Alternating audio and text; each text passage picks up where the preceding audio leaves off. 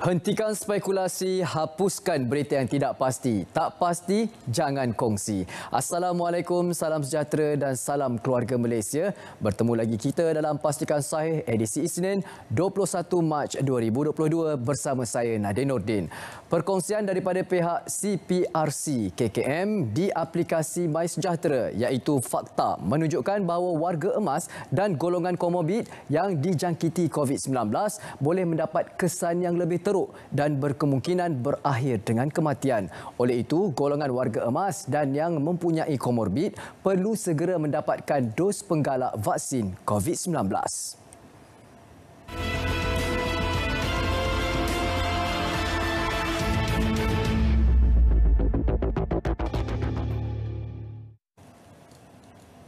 Ayo kita mulakan Pastikan Sahih pada hari ini dengan perkongsian tahniah Hospital Tunku Azizah, Kebawah Duli Yang Maha Mulia Seri Paduka Baginda Yang di-Pertuan Agong dan Kebawah Duli Yang Maha Mulia Seri Paduka Baginda Raja Pemaisuri Agong menzahirkan ucapan setinggi-tinggi tahniah kepada Hospital Tunku Azizah HTA Kuala Lumpur atas kejayaan pasukan pembedahannya melakukan pembedahan pemisahan pasangan kembar siam peramatang pertama di Malaysia. Seri Paduka Baginda berdua turut menzahirkan rasa sukacita dan bangga atas kejayaan pasukan pembedahan HTA itu yang sekaligus turut mencipta sejarah sebagai pembedahan pertama seumpamanya di Malaysia. Pembedahan pasangan kembar siam peramatang yang berusia 17 hari tersebut diketuai Datuk Dr. Zakaria bin Zahari dan melibatkan 13 doktor pakar termasuk 6 pakar bedah kanak-kanak dari seluruh negara beserta hampir 20 jururawat dan staf Dewan Bedah Kanak-kanak. Statistik terkini COVID-19 pada hari semalam, kini kita memberi fokus kepada perkembangan semasa mengenai status kes COVID-19 di Malaysia pada hari semalam 20 Mac 2022. Kes baharu adalah 19,105 kes, menjadikan jumlah kumulatif kes adalah 3,993,124 kes. Manakala jumlah kes sembuh mengatasi jumlah kes baharu dengan 28,250 kes sembuh dicatatkan semalam, menjadikan jumlah kumulatif bagi kes sembuh adalah 3,684,665 kes. Maklumat terperinci lain berkenaan situasi semasa jangkitan dan penularan COVID-19 di Malaysia akan dimuat naik ke laman sesawang covidnow.moh.gov.my. Sempadan Malaysia akan dibuka kepada dunia. Bermula 1 April 2022, sempadan Malaysia akan dibuka semula kepada dunia bagi merancakkan pembangunan dan pemulihan ekonomi negara. Dikongsikan isi penting Menteri Kesihatan berkenaan kesediaan lapangan terbang untuk pembukaan semula sempadan negara bermula 1 April 2022 ini yang akan memberi penekanan kepada prinsip selamat dan cekap. Semua pengembara yang akan ke Malaysia perlu muat turun aplikasi MySejahtera sebelum berlepas, muat naik keputusan ujian PCR dan isi borang PRA selepas pelepasan iaitu selepas selesai pengembara akan menerima traveller card melalui MySejahtera dan perlu mempamerkan sebelum menaiki pesawat. 2 kaedah pengujian selepas ketibaan yang dijalankan di KLIA bermula 1 April dan pengembara yang tiba juga mempunyai pilihan untuk melakukan ujian RTKAG profesional di mana-mana fasiliti pengamal perubatan swasta dalam tempoh 24 jam selepas ketibaan. Kaunter-kaunter ujian saringan RT-PCR oleh pihak KKM di KLIA dan KLIA 2 tidak akan beroperasi lagi bermula 1 April. KKM tidak pernah memperakukan mana-mana produk atau makanan. Kementerian Kesihatan Malaysia KKM ingin menegaskan bahawa KKM tidak pernah memperakukan mana-mana produk atau makanan yang boleh menggantikan ubatan termasuk insulin untuk merawat diabetes dan mengawal gula dalam darah seperti ditularkan oleh salah sebuah Facebook page. Gambar-gambar yang digunakan merupakan gambar-gambar yang telah diubah suai daripada gambar asal semasa majlis-majlis pelancaran sebelum ini. Pihak KKM menyeru agar masyarakat tidak mudah terpedaya dan terpengaruh dengan kenyataan yang tidak diketahui kesahihannya. Kekom menggantikan KKMM. Mulai 17 Mac 2022, penggunaan akronim bagi Kementerian Komunikasi dan Multimedia Malaysia ialah Kekom, iaitu KOMM menggantikan KKMM yang digunakan selama ini. Manakala menterinya dirujuk sebagai Menkom. Ia bertujuan untuk mengelakkan kekeliruan yang sering terjadi antara kementerian dengan agensi di bawahnya, iaitu Suruhanjaya Komunikasi dan Multimedia Malaysia SKMM. Kekom bertanggungjawab menyediakan infrastruktur komunikasi secara menyeluruh dan inklusif serta memperluas dan memperdalam penyampaian serta penyebaran maklumat secara strategi bagi mencapai visi kementerian untuk mewujudkan masyarakat terhubung, berinformasi, kreatif dan berbudaya digital. Penafian sebaran berita palsu berkaitan status eksersis pengambilan PDRM. Unit Pengambilan Polis Diraja Malaysia PDRM menafikan kesahihan mesej tular di media sosial berkaitan status eksersis pengambilan yang telah disebarkan oleh pihak tidak bertanggungjawab. Orang ramai diminta untuk mengabaikan dan tidak menyebarkan maklumat tersebut. Segala maklumat tentang pengambilan baharu PDRM boleh dirujuk di Facebook page rasmi Unit Pengambilan PDRM bagi mendapatkan maklumat lanjut. Hentikan spekulasi, hapuskan berita yang tidak pasti. Tak pasti, jangan kongsi. Terusnya akan bawakan hebahan berita RTM. Kita mulakan dengan bayaran fasa pertama Keluarga Malaysia. Pembayaran fasa pertama Bantuan Keluarga Malaysia BKM yang berjumlah hampir 2 bilion ringgit akan dilakukan secara berperingkat bermula 28 Mac ini. Perdana Menteri Yang Amat Berhormat Datuk Seri Ismail Sabri bin Yaakob berkata 8.6 juta penerima akan mendapat bayaran RM100 hingga RM300 berdasarkan kelayakan. Jumlah berkenaan merangkumi 4 juta isi rumah, 1.2 juta warga emas iaitu yang bujang atau tiada pasangan dan 3.4 juta individu bujang. Bagi penerima isi rumah, warga emas dan individu bujang, tarikh pembayaran akan bermula pada 28 Mac sehingga 8 April dan akan terus dikreditkan ke akaun bank. Bagi penerima yang tidak mempunyai akaun bank termasuk di Sabah dan Sarawak, pembayaran akan dibuat bermula 30 Mac melalui cawangan Bank Simpanan Nasional BSN. Pihak BSN akan mengeluarkan panduan SOP dari semasa ke semasa bagi memastikan program BKM disasar kepada mereka yang benar-benar layak. Permohonan rayuan akan dibuka selama sebulan mulai 2 Mei 2022.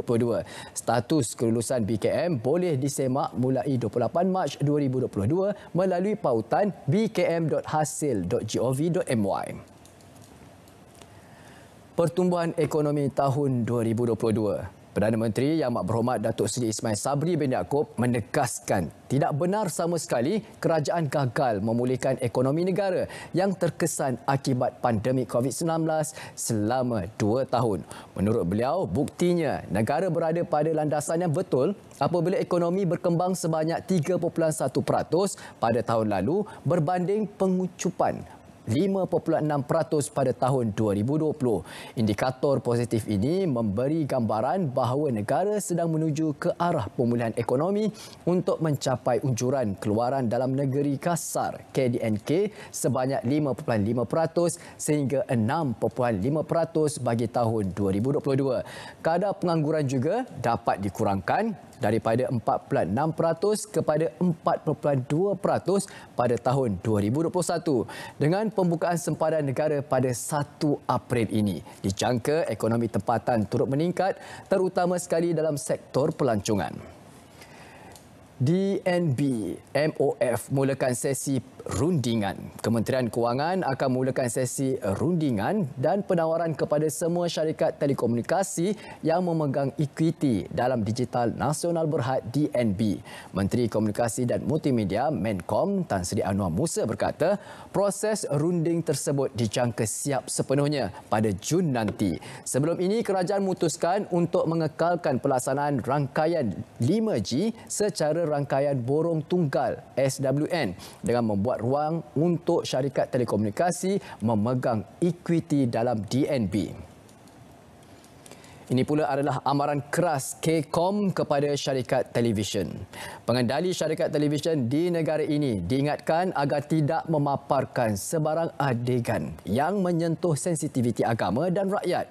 Tegas Menteri Komunikasi dan Multimedia, pihaknya tidak teragak-agak untuk mengambil tindakan keras sekiranya terdapat stesen televisyen yang melanggar garis panduan ditetapkan. Katanya berdasarkan peraturan sedia ada, kerajaan memberikan kuasa penabisan bagi konten drama di peringkat stesen televisyen di bawah pengawalan sendiri. Beliau turut berkata, jangan korbankan nilai-nilai agama, nilai-nilai budaya, nilai bangsa murni kita semata-mata untuk tujuan komersial. Beliau juga sudah meminta pihak yang terbabit dalam drama tersebut supaya memberi penjelasan secara bertulis. Sekiranya ia tidak memuaskan, drama itu tidak dibenarkan untuk disiarkan kepada umum. 4 daripada 23 projek kendalian KKR telah siap.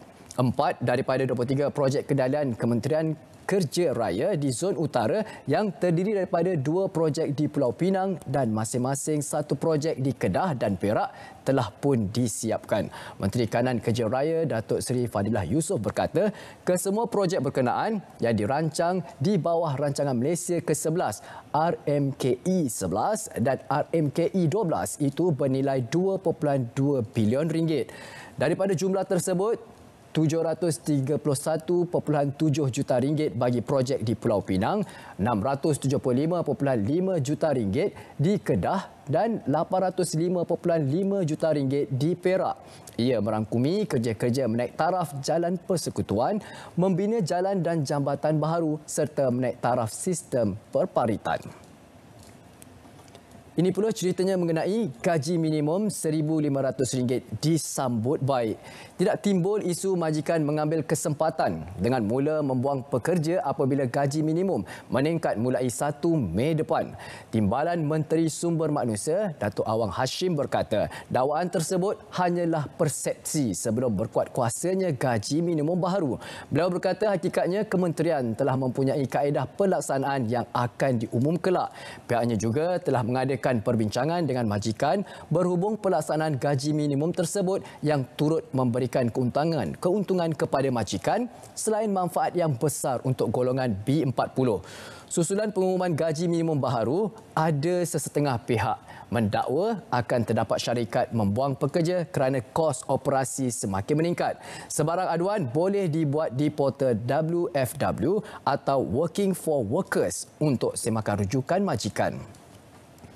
Maritim Kuala Kedah gagalkan cubaan seludup daun ketum. Cubaan menyeludup keluar kira-kira 2.2 tan daun ketum di perairan Muara Kuala Kedah pada kedudukan 0.15 Batu Nautika Muara Kuala Salah sekitar pukul 6 pagi semalam digagalkan Agensi Penguatkuasa Maritim Malaysia Zon Maritim Kuala Kedah.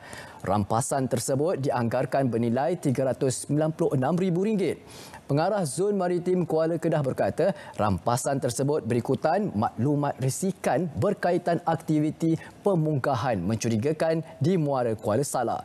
Setiba di lokasi berkenaan, Bot Rondaan Maritim Malaysia berjaya mengesan longgokan plastik hitam yang mencurigakan dalam keadaan berselerak di tepi muara. Kes disiasat di bawah Seksyen 30-3 Akta Racun 1952 kerana penyalahgunaan ketum termasuk mengimport, menjual, memproses dan lain-lain berkaitan bahan tersebut. Nilai kerosakan akibat ribut dan hujan. Kejadian ribut dan hujan lebat yang melanda beberapa kawasan di sekitar daerah Pendang, Kedah melibatkan anggaran nilai kerosakan mencecah kira-kira RM234,000. Ia berdasarkan bancian awal yang dilakukan oleh Jabatan Kebajikan Masyarakat JKM membabitkan 91 buah rumah yang terjejas melibatkan 349 penghuni. Pengurusi Jawatankuasa Pembangunan Wanita Keluarga dan Masyarakat Kebajikan Negeri Kedah, Datuk Halimatun Saadiah berkata, 2 buah rumah masing-masing melibatkan nilai kerosakan berjumlah RM15,000. 3 rumah melibatkan nilai kerosakan berjumlah RM10,000 dan 14 rumah melibatkan nilai kerosakan berjumlah RM5,000. Manakala 34 rumah melibatkan nilai kerosakan berjumlah RM2,500 dan 38 rumah melibatkan mengakibatkan nilai kerosakan berjumlah RM500. Hujan lebat selama 2 jam yang berlaku pada petang Sabtu lalu menyebabkan bumbung rumah penduduk tercabut dan diterbangkan angin sejauh beberapa meter. Manakala sebahagian rumah penduduk lagi rosak akibat dihempak pokok yang tumbang. Seterusnya kami bawakan hebahan yang ini pula adalah dos penggalak boleh diambil selepas pulih COVID-19. Individu yang telah divaksinasi dan pulih daripada COVID-19 digesa mengambil suntikan dos penggalak mereka dengan segera. Ketua Pegawai Eksekutif Protect Health Corporation Sdn Bhd, Anas Alam yang membuat gesaan itu berkata, kini seseorang itu boleh terus disuntik dengan dos penggalak sebaik saja pulih dari COVID-19 dan selepas berunding dengan doktor yang melakukan suntikan vaksinasi. Dalam kenyataan, beliau turut mengulangi gesaan supaya orang ramai mengambil dos penggalak bagi tujuan melindungi kelompok rentan dalam negara yang terdedah daripada jangkitan virus COVID-19. Berita sedih kami bawakan, mayat wanita tanpa identiti ditemukan dalam gaung. Mayat seorang wanita tanpa identiti ditemukan dalam keadaan tertiarap di dalam gaung di kilometer 14 Jalan Lama Bukit Putus, Paroi semalam.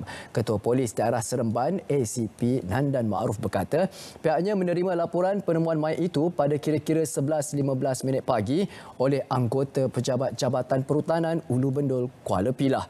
Beliau berkata anggota itu maklumkan telah didatangi oleh seorang lelaki berusia lingkungan 50-an yang menemukan mayat mangsa ketika berjoging dan mengambil gambar di kawasan tersebut. Mangsa berketinggian 1.39 meter, bertubuh kecil, berpakaian seluar trek dan kemeja T hitam selain tidak memakai barang kemas serta berkuku pendek tidak diwarnakan. Orang awam yang kehilangan ahli keluarga diminta tampil membuat laporan bagi membantu siasatan. Angkasa sasar tanam 1 juta pokok. Angkatan Koperasi Kebangsaan Malaysia Berhad Angkasa komited dalam menjayakan agenda penghijauan Malaysia dengan menanam 1 juta pokok menerusi program Koperasi Prihatin 1 juta pokok. Presiden Angkasa Datuk Seri Dr. Abdul Fattah Abdullah berkata, pihaknya melalui kerjasama koperasi dan rakan strategik Institut Perubahan Iklim Universiti Kebangsaan Malaysia UKM akan merealisasikan agenda itu dalam tempoh 2 tahun bermula tahun ini. Melalui program ini, Angkasa sebagai badan Apex Gerakan Koperasi Negara yang diiktiraf oleh kerajaan mahu penglibatan jitu dan usaha kolektif 14,657 koperasi dengan keanggotaan 7.1 juta orang melaksanakan usaha penanaman pokok secara berterusan. Pengamal media sambilan disaran carum pekeso. Pengamal media khususnya yang berstatus sambilan di negara ini disaran mendaftar dan mencarum dengan Pertubuhan Keselamatan Sosial Pekeso bagi mendapatkan manfaat perlindungan.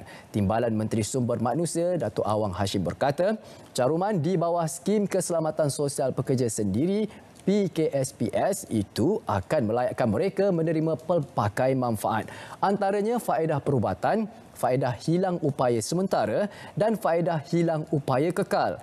SKSPS ini bermatlamat memberi perlindungan kepada orang berinsuran bekerja sendiri daripada bencana pekerjaan termasuk penyakit pekerjaan dan kemalangan semasa menjalankan pekerjaan. Ini bagi membolehkan wartawan sambilan dilindungi di bawah peruntukan Akta Keselamatan Sosial Pekerjaan Sendiri 2017.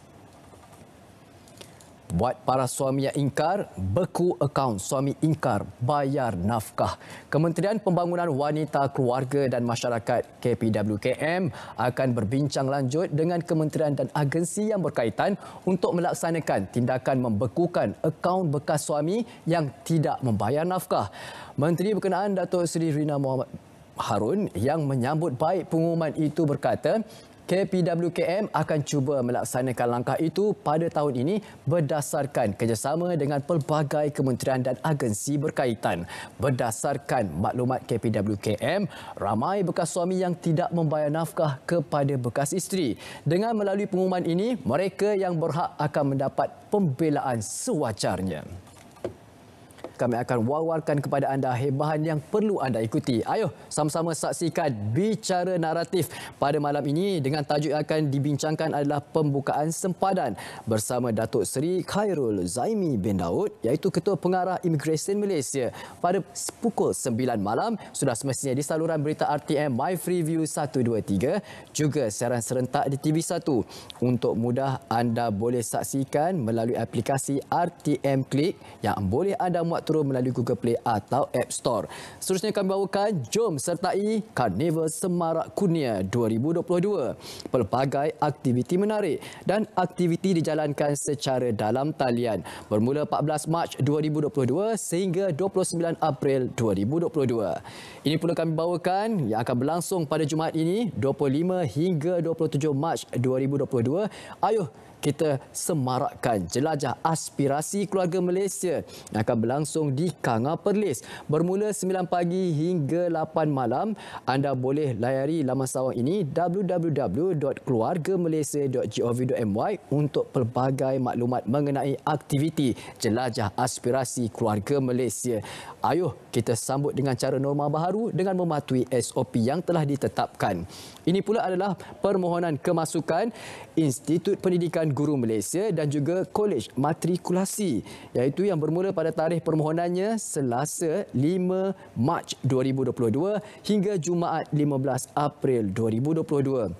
Anda boleh dapatkan maklumat seperti melayari laman sawang yang telah kami kongsikan, iaitu pismp.moi.gov.my atau matrikulasi.moi.gov.my. Ayo kita bawakan hebahan seterusnya untuk anda adalah permohonan pakej peranti siswa dibuka pertengahan April 2022. Di bulan Ramadan nanti, ayo sama-sama kita rebut peluang ini, iaitu permohonan pakej peranti siswa. Iaitu anda boleh dapatkan maklumat ini sudah semestinya melalui infografi yang telah kami kongsikan ini. Pelbagai kebaikan ataupun faedah yang dikongsikan boleh dimohon oleh pelajar Institut Pengajian Tinggi IPT daripada golongan B40 yang mana pendapatan ibu bapa tidak melebihi RM4,850 sebulan. Dijangka memanfaatkan 400,000 pelajar termasuk mereka yang baru mendapat tempat. Dan ini pula kita bawakan adalah laporan keputusan ujian kendiri COVID-19 untuk tanggungan anda. Ini adalah step-step yang boleh anda lakukan sebelum anda boleh mengemaskini keputusan ujian kendiri untuk tanggungan anda. Pastikan anda telah menambah tanggungan anda sebagai vaksin dependent, iaitu ikuti langkah-langkah di bawah. Klik ikon COVID-19 iaitu vaccination, klik add vaccine Depend dan juga tambah tanggungan anda sebagai vaksin Depend. Kembali ke laman utama MySejahtera, klik COVID-19 Safe Report. Pilih update COVID-19 result dan juga klik nama tanggungan yang anda mahu kemaskini keputusan ujian. Hentikan spekulasi, hapuskan berita yang tidak pasti. Tak pasti, jangan kongsi. Ingat, pastikan saya setiap Isnin hingga Jumaat pada pukul 3.30 petang sudah semestinya di saluran berita RTM My Freeview 123. Dan ingat, selangkah lagi kita menuju ke endemik, perlu kita ingat ada SOP yang perlu kita patuhi. Jaga diri, jaga hati. Assalamualaikum, salam sejahtera dan salam keluarga Malaysia.